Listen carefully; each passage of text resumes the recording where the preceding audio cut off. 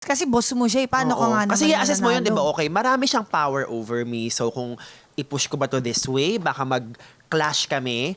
Very clearly, baka hindi ako yung manalo doon, di ba? Ang galing. At And- least na-assess mo ka. Correct. And feeling ko, lesson yun for everyone na parang may option ka pa rin lagi to choose yourself and be your main character. Ang galing.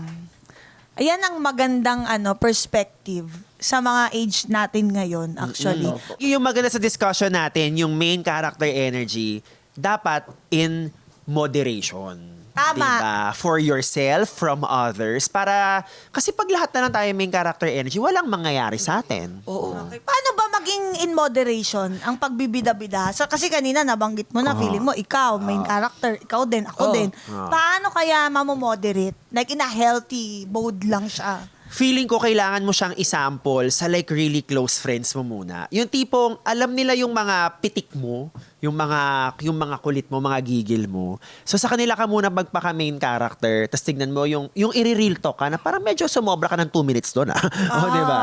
Tapos feeling ko like there is no other way to learn but actually doing it. Or you just keep your circle small. Correct. Saka yung mga friends mo, alam nila na kunyari, kung if you want to make it about yourself that night, alam naman nilang hindi ka naman laging ganun.